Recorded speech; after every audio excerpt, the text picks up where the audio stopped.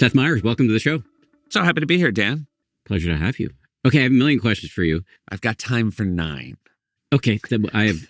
Hit me with your best 9. Yeah, I'll whittle it down. Okay. Just as a top line question, I don't think this was always the case for late night hosts, but now if you're a late night television host, you are like in the news cycle deeply. That's a little strange. Deeply. And so my question for you is like, how do you keep your shit together given that you are by necessity drinking out of the fire hose? Well, one of the loveliest things is an honest answer to where do I get my news is I get it from Late Night with Seth Meyers, in that I show up in the morning and my very talented writing staff has written a first draft. And so often I'm like, oh, that's really, oh, yeah. No, I'm glad we're talking about this, you know. Meaning you have not encountered these items in the news before you've walked into 30 Rock. I will say I do a little bit, but over the course of the weekend, what I've learned, and it is a gift. By the way, it's a Pyrrhic victory, Dan, in that the world is such right now that you don't actually have to pay attention to Saturday's news because it is such old hat by Monday. Like, so much is happening now.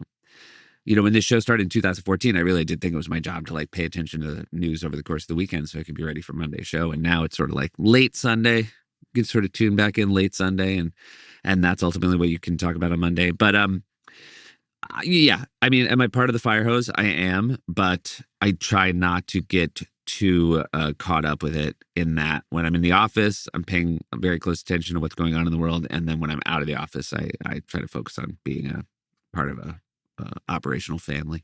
And you're pretty good at the like digital hygiene when you're with your family?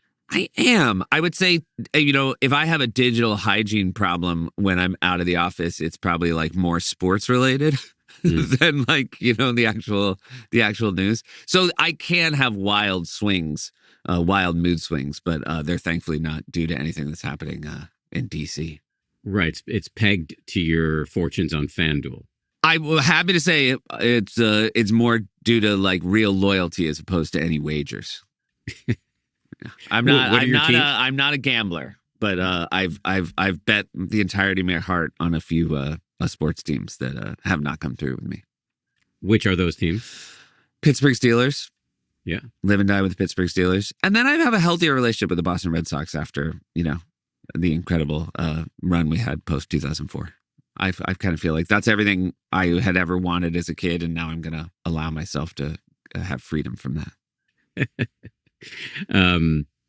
So just back to late night, how because you said before you're kind of part of the fire hose, and I don't know exactly what you meant by that, but like you are a vector of information at this point, which late night TV shows have become. And do you think about your responsibility in that light? Like, do you have a desire to be like more heat than light, or is it just, you know, make good jokes and keep it moving? Oh no, we definitely feel like, well, it's interesting because like we don't want to like turn our backs on things that we think are bad and things that are important because of who they're affecting, but we definitely. And certainly post this last election, there's a real effort to be joyous about the way we perform the show. Like that maintaining joy is a really important piece of strength to have. When people take your joy away, that's effectively a good sign that you've lost. And so again, like we're not like, hey, the show's not gonna be about bad things anymore. That's how we're gonna be joyful. We're like, no, we're gonna talk about bad things, but we're gonna make it very clear that we're having fun. We like being in an audience full of people that has chosen to spend time with us. And everybody here knows it's a comedy show, so we're going to make sure that even when this stuff is serious, we're being, finding ways to, oftentimes in like tangents or dumb impressions or like, silly visual gags to like release the stress and the pressure. And look, it's a fine line because, I realize half of what I'm saying is like, oh, be irreverent. And the other half is like, these things are really bad and serious and we can't take them lightly. But, ultimately that's been the alchemy we're trying to hit week in and week out. And I do think since last November, we're getting pretty good at it. We feel like we're delivering on it pretty consistently. I'm going to deliver a full-throated defense of what you just said, and then you can react on the other Okay, side. great. And I know I'm supposed to be asking No, questions, no, but no. I I'm just very want excited. It's like I like that you're now my legal counsel. what Seth meant to say was there is a great quote from, and I'm going to mangle the quote, and I can't even remember who said it, Great. but it's something like engage joyfully in the sorrows of the world. Oh, it's really good. As you said, if you take away the joy, you are depleting our resources to engage effectively. Yeah. So I actually think there's a real public service in what you're doing, and it's not something to be like sheepish about. Well, it's always interesting because, like, again, I've been doing this for a long time, and people, since Weekend Update days have said, like, what do you think about people who get their news from you? And I've always said, like, don't get your news from me. Like, we're a good secondary source, get your news. And then, but this is a different thing that I've like come to appreciate, which is like, people aren't coming to get their news from me, but like they're coming to like get a collective shared joy from a thing that otherwise would be, depressing. And I think sometimes, there is a real strength to knowing you're not alone, knowing that your feelings about things are not solitary. And, there was this, and again, there's sometimes it's just in the vocabulary we used to talk about things, which is like, oh, you're living in a bubble, or, it's an echo chamber. But like, there is something to be said for, no, you come here and we're going to lay out things that based on like, this moral code that we all thought we shared, like some of us still share it. And we're in a place where we're allowed to say like, this is bad and this is crazy, but it's also silly. And here's a joke about it. And yeah, like it's not that we're just gonna throw our hands up and say, this is how it is now. I completely agree. It's like a kind of sustenance. Like we're in it together. We can laugh at this thing. Yeah. So let's re-engage from that standpoint. And I'm very frustrated that I have now said it twice and you said it the best in your middle. In your very short middle section, you were very succinct about it. So for the listeners, I also think Dan said it best. I suspect that might be the pattern throughout the rest of this interview. So let's see how it goes. Okay. I'll do it really long, and then you just boil it down for. Okay, so let me ask. You'll brush me off if I get too personal here, but you have spoken publicly about kind of your inner atmosphere, having an inner critic. Yeah. You also wrote a book for kids back in 2022. I believe it's called I'm Not Scared, You're Scared, where you talk about anxiety. So you're on the record talking about inner critic and also having anxiety. I'd just be curious, like how salient are those phenomena for you internally these days? It's better. Look, I think the hardest time I ever went through was getting your dream job of SNL and then showing up and realizing everybody there was also like the best person, the last place they were. And that, your bag of tricks is now seems very meager compared to the talent you're sort of stacked up against. And I was probably hired for the wrong thing when I got hired at SNL because, I think if Lorne Michaels could go back in time, he would probably say, oh, that guy will be a good writer as opposed to a cast member.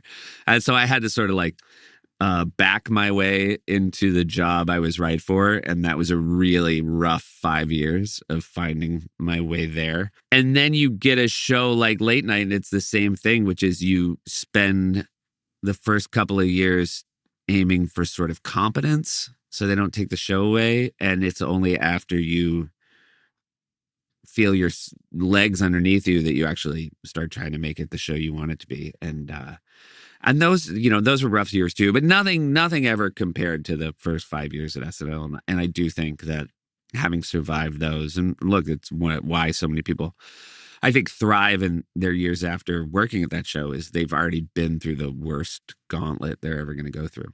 What makes it such a gauntlet?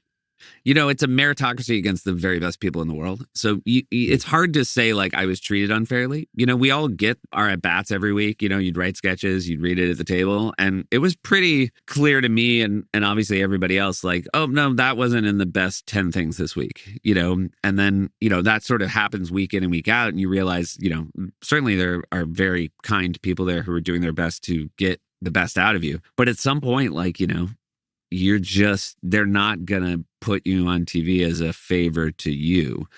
And for me, the hardest time, and I've talked about this as well, was like, I was in a cast where the other male cast members were like Will Forte, Andy Samberg, Bill Hader, Jason Sudeikis, Fred Armisen, Kenan Thompson. And on any given, I was writing sketches, and I remember I would be like, man, I would be my seventh choice. You know what I mean? And so, and I've got a rooting interest in me. So, one office over, somebody who does not have a rooting interest in me, I'm definitely their seventh choice. And so it was just not seeing a path out. And also, it wasn't that I thought, oh, if only they saw in me what I saw in me. I was like, no, I see the same thing. It's just like not quite good enough. Is it true? I think I read that there was an incident where you punched a very small hole in the wall. I opened a door so fast that the handle on the other side went through the wall. So it was like a handle-shaped hole. Yeah. So that's a little less aggressive. It was a little less. It was pretty aggressive, though. I mean, I would have loved to have done it with my fist. Let's just put it that way.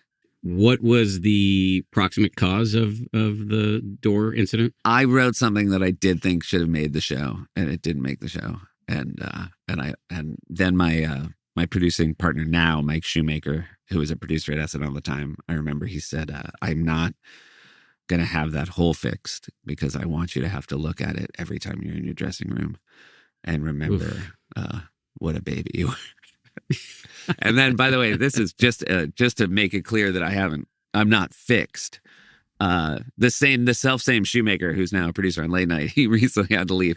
He's my next door neighbor and my dearest friend. And every time I feel like I'm about to melt down, I just go into his office and I yell in that room.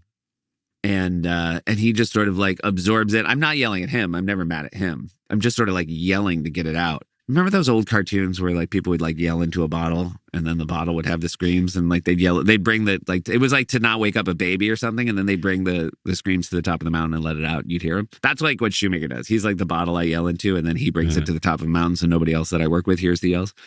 So, but it's a very, like, he's my release valve and he had he missed 2 weeks for a knee surgery. And I made it all the way until like the last day of the second week and something happened. I was so mad I didn't have Shoemaker's office to go to. And I threw a pen against the wall and it exploded and left like a Rorschach ink blot on the wall.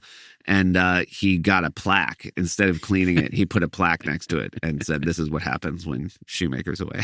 So basically over the course of, I'm coming up on like 25 years in the building. And basically every room I've ever been in has some mark of me being petulant.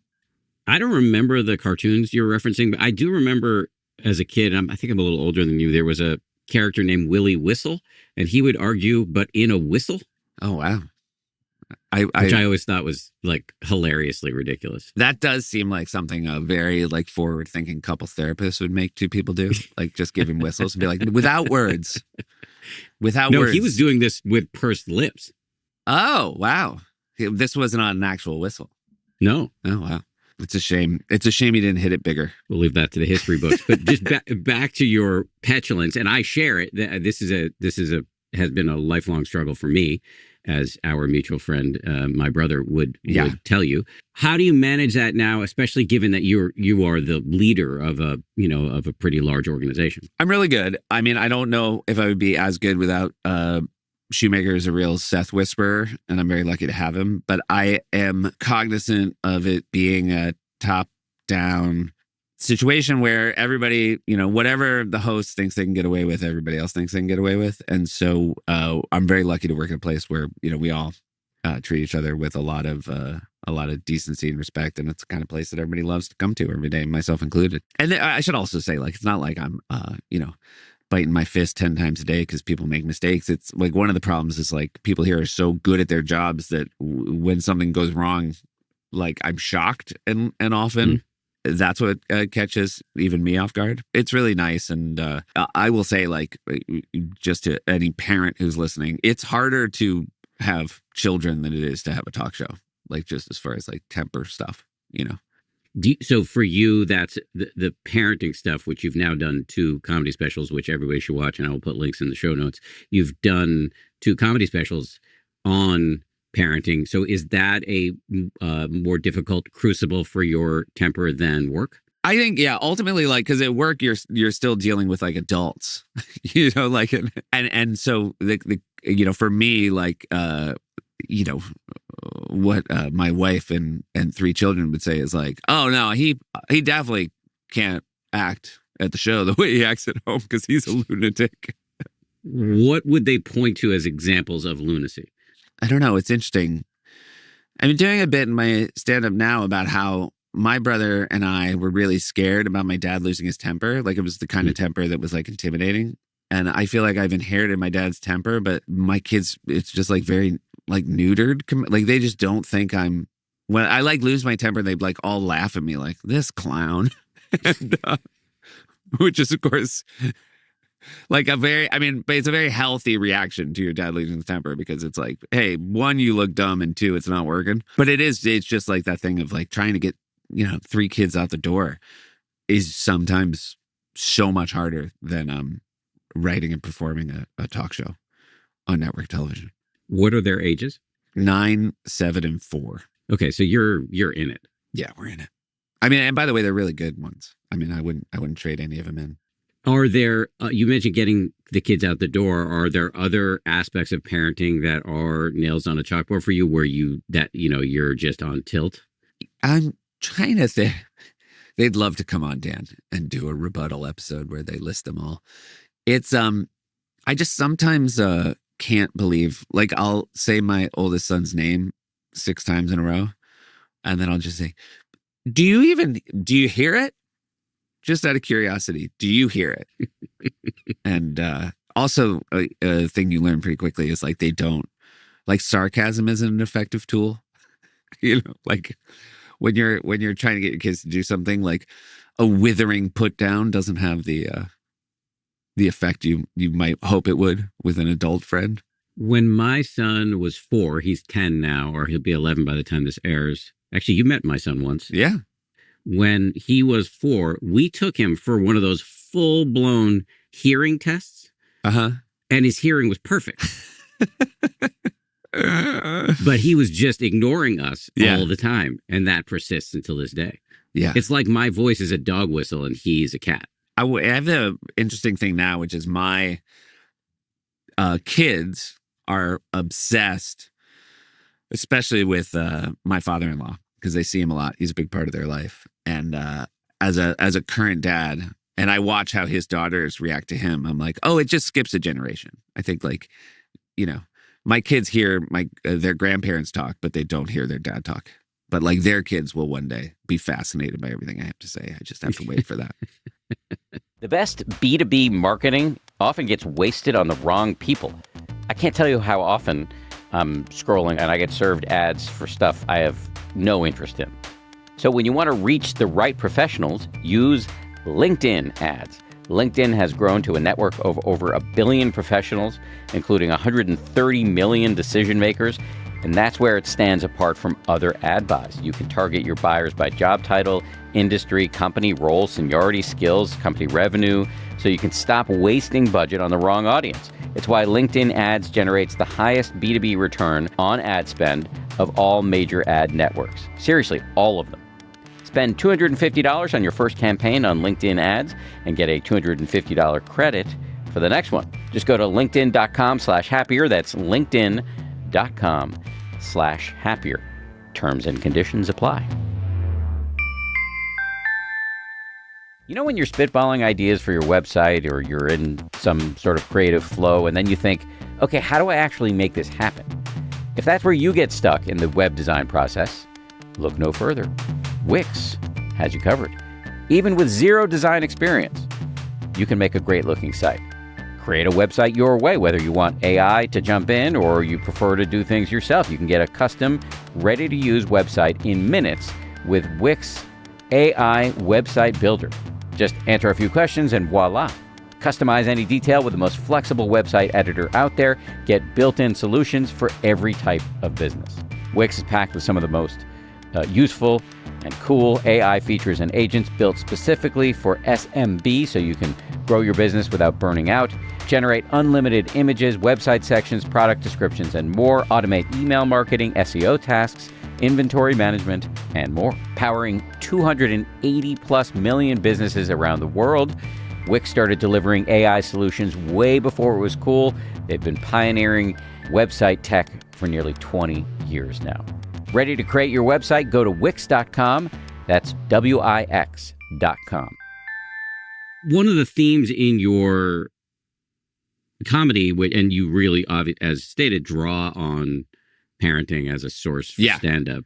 And I don't know whether you're interested in meditation or anything like that, but to me, it rhymes with the spirit of meditation, which is bringing a sense of humor to your inevitable foibles and frailties and imperfection. Yeah. I mean, I think that like doing a lot of, I'm also like, I'm very aware that like one of the risks of like mining your family for content is that they will one day consume it as they are older. Like Alexi and I have a nice understanding, whereas, my wife has veto power over anything I tell or anything I say about her, whereas kids obviously less so. And so it's very important for me to always, certainly with more often than not, make myself the punchline of the jokes when I'm talking about being a parent, as opposed to the kids, because I would like them one day to watch and be like, oh, it's nice that he knew.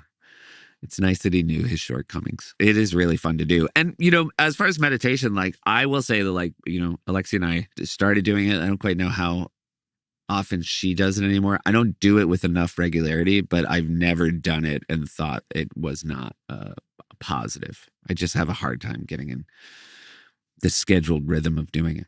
That is super common. And I don't even think it's that big of a problem per se. Like, whatever dose, it's good at any dose. Yeah. And it's a little bit like exercise. I don't think it's like, the bummer was I only did it once. I should have done it 0 times. It's like, no, once is better than 0. What flavor did you do when you did it? I don't actually know. And I think this would be one of the things my wife would point out, which is we had a full instructor sit down with us, and I still can't tell you anything about it other than what to do during the actual 20 minutes. You dropped a clue there. Yeah. So 20 minutes. That's probably TM or Yeah, that sounds right. Yeah, that's what it was. Is that a good one? How do we feel about that? I feel good about it. It's it's not what I do, but there's plenty of evidence to show that it's good for you. Is yours longer or shorter? Mine is super flexible. I mean, I often recommend Matt and I, my brother and his wife, Jess, we all do the same flavor, which is kind of derived from Buddhist meditation, or actually in our case, like full on Buddhist meditation. 5 minutes is great. I try to do like broken up over the day, an hour. Gotcha. I'm a full-time meditation evangelist, and I'm not comfortable with the level of hypocrisy that would come with not doing, a significant amount. Right. You said the thing that I was going to react to about your kids watching your stuff someday. I've worried about that as a memoirist. I have some scenes. I'm writing a book right now, and there are some scenes where I describe my son's flatulence. Yeah.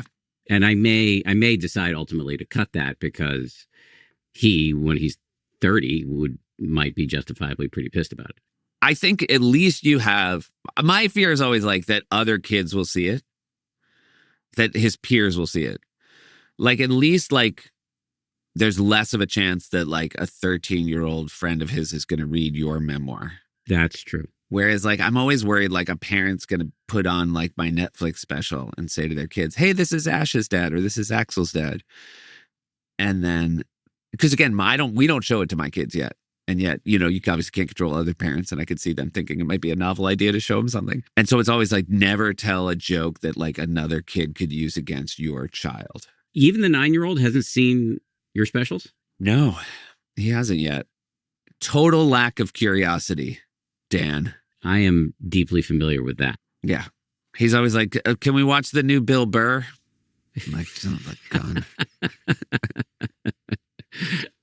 All right. Well, speaking of kids, I mentioned this earlier. You did write this book, I'm Not Scared, You're Scared. Yeah. We talked about your experience with the inner critic, especially in those early days on SNL. But how big a part of your life is anxiety, if at all? I don't think I have a ton of anxiety. I think I'm anxious about the future and the things I can't control. than I am over my career, but it took me a long time to get there. I've tried to diversify the things I do in my career. Like I've tried, at the same time that I'm hosting a late night show, I'm aware that those are not lifetime appointments. And so I tried very hard to develop things like stand up as a skill, and obviously having, podcasts is something to do. And so I like that as I'm getting older, and, again, I'm 51, and I'm proud of myself for like coming up with a way to like control that, which I can control. But a lot of my anxiety just comes from like being a parent, like, having kids that you put into the world, and what the world's going to be. And so, I think, and again, the kids were younger when I wrote the book, and I only had 2 of them at the time, but I'm Not Scared, You're Scared was a lot more about like the way kids are, and how as a parent, I think you love the idea that your kids would be fearless, except you also want them to be like careful, and so it's sort of just a book about like that balance between, ultimately you want to raise kids who know what they should and shouldn't be afraid of. And hopefully it would never, you don't want fear to be a hurdle they have to get over when it's things they can do, but you also, you don't want them to be, lack any risk aversion. So it's not like you're particularly angsty or anxious. It's that, having 3 children moving through the world, as a friend of mine. That's where my anxiety is from. Yeah. Yeah. What's going to happen to them at any given moment. And like, don't get me wrong. Like I still have, when I do, when I do stand up, when I interview a big guest, like I'm still, driven by butterflies and that sort of anxiety. But I've had enough reps at this point to know that, more often than not, it works out pretty well. And so I can actually put one foot in front of the other and go and do those shows. What makes you more nervous? A huge guest or taping a special? Probably taping a special, just because it feels more permanent, and ultimately when you tape a stand-up special, for me, it's usually about 3 to 4 years worth of material that you've been working on. And you sort of have one chance to make the version that everybody will see for time immemorial. And it's crazy because with jokes, a special, ultimately, when you have an hour worth of jokes, like some of those jokes you're telling for the 5th time, some of them you're telling for the 60th time. And like, they all have their own life. You want to catch as many of them at their peak as possible, but like that's a very hard thing to do. So it's also the anxiety of like, when are you going to shoot your special, and do you shoot it too early or do you shoot it too late, where all of a sudden like you are falling out of love with a joke, right? And once you do, you feel like the audience is as well. So that is and even like the craziest things, which I think matter the least, which is like what to wear and what city to shoot it in. Because when you think of every great special like that you love, other than like Eddie Murphy, you can't remember what they were dressed like. and the good news is I'm not gonna. Nobody wants me to dress like that anyway. Eddie Murphy came to mind, but also I kind of remember some of Chappelle's onesies. Yeah, that's true. That's true. And again, not one where I saw it and was like, that's what I should have done. When you were shooting those specials, is it all one take, or can you do 2 or 3 nights in a row and cut it all together? So you do 2. It's fascinating. This is really interesting. You do 2 in the same night. So you tape it twice, like a 7 and a 9:30. And both times I did it, I felt like I got it in the first show. And then my director, Neil Brennan, who directed both of them, said to me, you have it. So like, just go and have fun with the second show. Like, be loose, have fun. Which I did both times. And in both cases, we almost used entirely the first one. So the one that internally, for me, was the one that felt tight and a little bit less joyful was the far better product. Huh. Because it just had the crispness to it. Like, it was not, because it was not observably tight. It was just my own, and it's a little bit like, I don't know. I feel like, it is a reminder that it's a technical skill. And as much as we watch comedy thinking it's loose, like there is actually like craft to making it look loose. And when you actually make a internal choice to be loose, it just looks a little worse to watch. I mean, it's kind of the case for nerves. Properly managed, nerves really can up your game. We always used to say at SNL, like, nothing was worse than a host who would say they weren't nervous, because we were always like, oh, you should be. You know what I mean? Like we do this every week. We're nervous. So like you be a little, because, butterflies, I think, whenever I'm about to like go out and do something and I don't have butterflies, I that's where I feel like something's off. I had a guest on the show who made this point. You may have heard this before, but it really landed for me because I still struggle with performance anxiety. I'm my career, second half of my career was built on having a panic attack on national television. So Right. It's on brand for me to be nervous every time I go on TV. The reframe was the nerves are a sign that you care. Yeah, I think that is true. And I'm really happy to do something that I care about that much. And backstage at late night, even. And by the way, look, late night's different in that it feels like every night's a home game. And certainly the longer you do the show, the more you have an expectation that the audience knows what they're there for and they know who you are. You don't have to introduce yourself. So it's the smoothest version of it. But also, it's going to be on television and you kind of can't trick yourself into forgetting that. And backstage, right before I walk out, there's a sign on the wall with all the guests and the number of episodes it is. And, every night I'm like 721 and I'm still, and you still feel like the butterflies. And I actually always think, I'm like, that's great. Like the worst thing would be standing here right now and being like, I know how it's going to go. Who cares?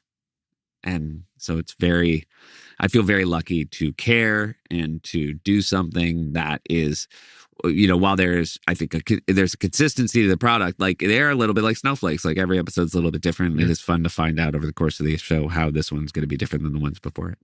Well said. You really have emerged in your 15, 16 years on the show as a very skilled interviewer. Well, thank you. Do you have any tricks of the trade that because people struggle, human beings struggle listening to other human beings carefully? I was so lucky. And it was the first time where I felt like, oh, this is actually what learning this skill, I didn't realize at the time, but being an improviser, right? Like that's what I came up with. I wasn't a stand-up. I was doing improv comedy in Chicago and you're part of a troupe. And, for those who don't know, right? Like the key skill to doing a scene with somebody where there's no script and you're coming up with it together on the spot is you have to be a good listener, because you can't build it if you're thinking about the next funny thing you want to say and you're doing your own one-man show while another person is in a two-person scene with you, it'll be a disaster. So that's where I learned to be a good listener. And also, on my show, it is a performance of a conversation.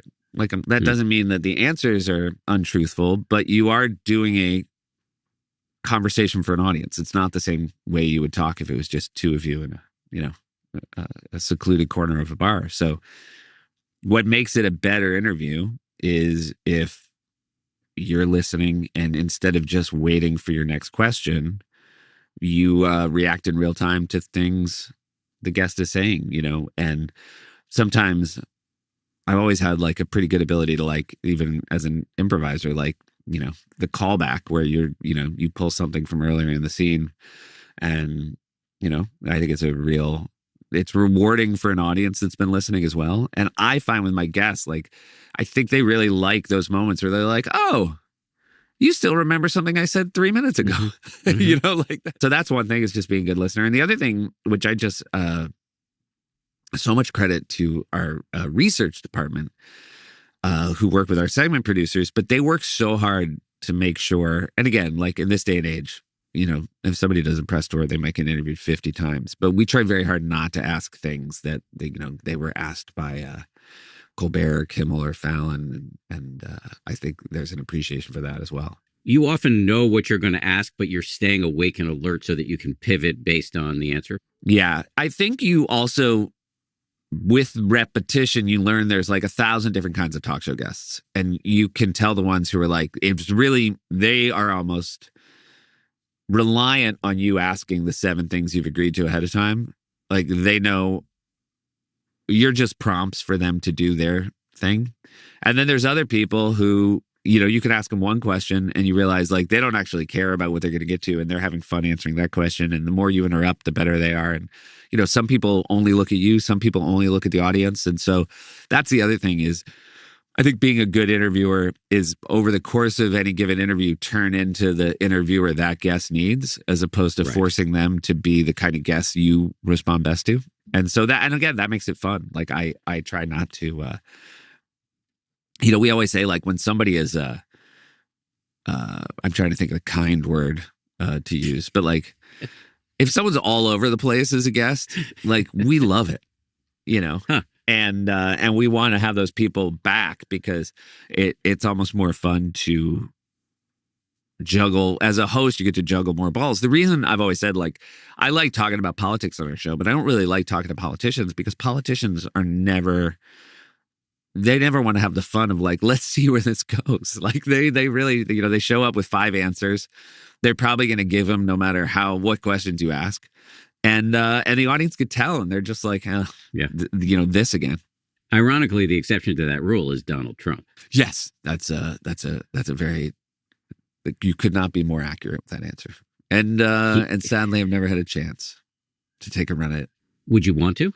I wouldn't want to because I really don't think there's like I sadly don't think there's like the breakthrough interview with him that, that's the one.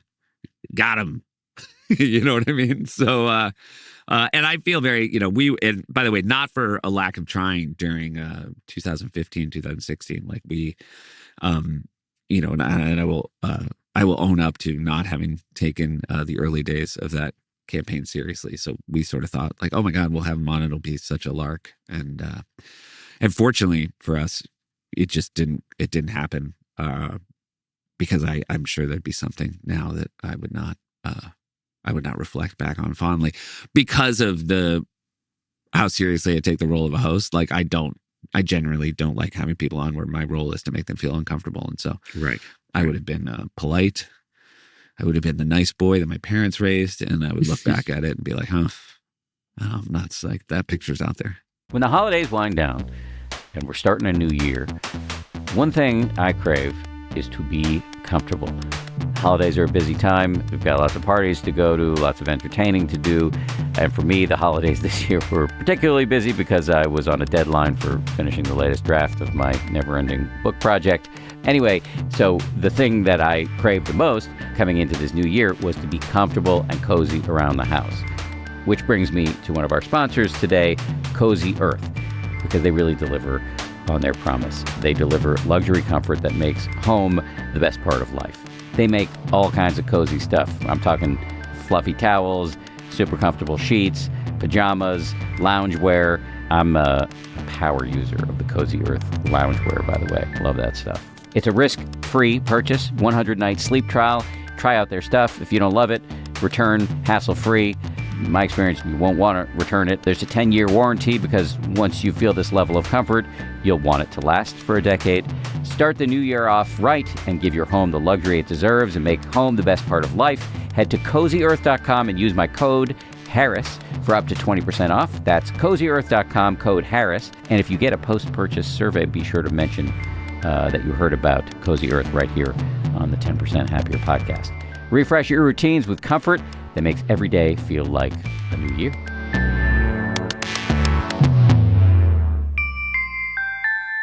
Speaking of not taking it seriously, I always remember that the Huffington Post covered Donald Trump's presidency in the early days in the entertainment section of the website. And speaking of criticism, and I'm sure you don't want to comment on it, but it was searing to watch Fallon take a lot of criticism for his handling of Trump. And I can see how that situation would emerge given the role of a late night host. You're not actually 60 Minutes. Oh, yeah. And I think that was, in the moment, it's exactly what you would do on a late night talk show. I really think that it was, I mean, it's very easy to say now, but like it was entertainment content. How do you handle criticism, either of your work in public or of your work at home? I feel as though I love a critic who, it's a little bit like being a good listener. Look, if somebody is actually paying attention to the work and has a salient point about where it failed to meet its mark, I think there's a real chance to take something from it. Now, again, we're obviously living in a time where there's a lot of bad faith criticism. And the only upside of bad faith criticism is how quickly you can just fully ignore it. If somebody writes something negative about me on social media, it's pretty easy to just look at the last 3 things they wrote and get a sense of where they're coming from. I mean, again, I would say I'm, again, touchier about criticism at home. Like, I definitely, I would love to find my way to a place to be a little bit more receive constructive. I wish I could receive constructive criticism better. You want a hack? Yeah, I would love a hack. This goes back to your reference of the callback while interviewing. Yeah. A hack that I learned a couple of years ago, which I use in interviewing, and actually you noticed it but didn't have the name for it early on in this interview. But it's also a great way to deal with criticism. It's called reflective listening. So if somebody says something to you, they can have several paragraphs can issue forth from their face hole. And you then learn kind of journalistically to sum up the headlines non-judgmentally in your own words, but quickly. Yeah. So I use that a ton while I'm interviewing because it gives people, the interviewees, even though they probably couldn't articulate it, like an incredible dopamine hit of knowing they've been heard. Yeah. It worked with me. But with my wife, yeah, and I don't get this right all the time. If she were here, she would give you her 90% still a moron speech. So like it's, yeah. I'm not putting myself on a pedestal, but I have learned in recent years, if she's going to come at me with a complaint, almost always accurate. If I can just if I give myself the circuit breaker before I go into defensive mode of just summing up what she said, it calms both of us down. And when I'm on my game, it can avoid, 48 hours of misery. That's really good. I will say, I think Alexi does that really well because I think after I say something, she always has this ability to be like, so if I could summarize, it seems like you're a dumb person. And I'd love for you to maybe go walk around the block and try to think of how to be smarter. I'm not sure that's what I was talking about, but okay. Fair enough. All right, a couple more questions, and I'm going to let you go.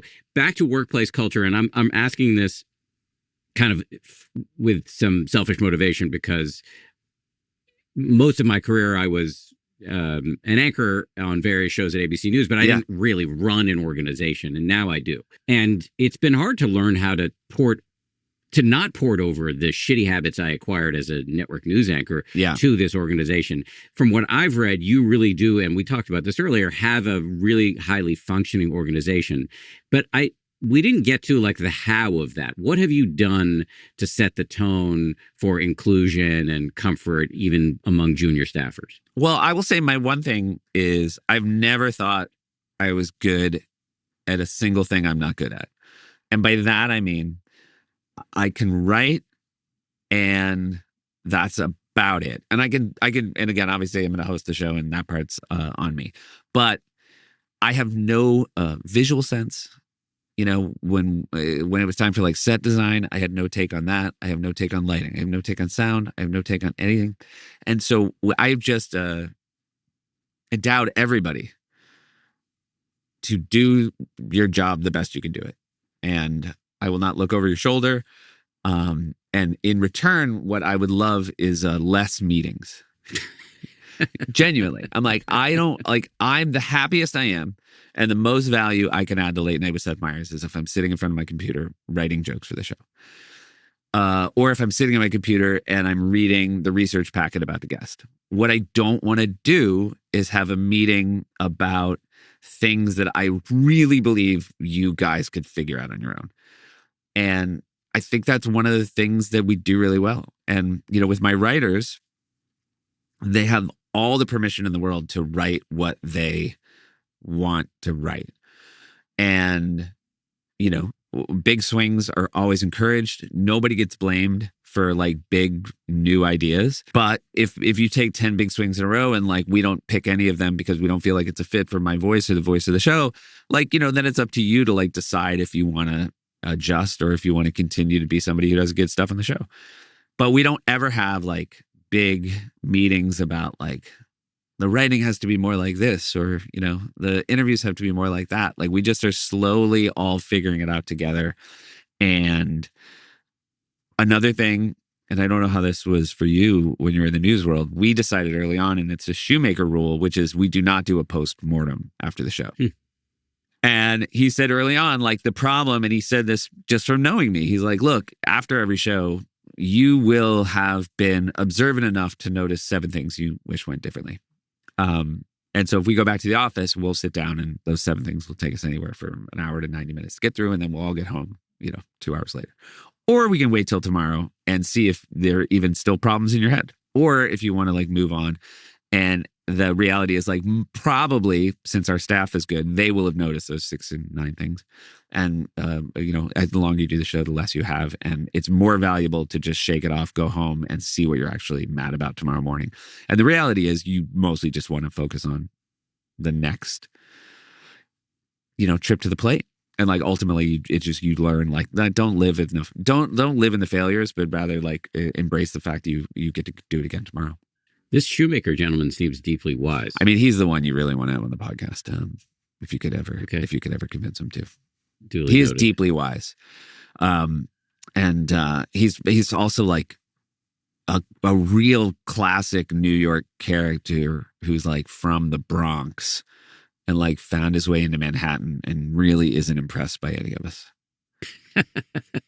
It's not like one of those aspirational stories of like, one day I'm gonna live there. It's more like somebody's got to go tell these dummies how to get stuff done.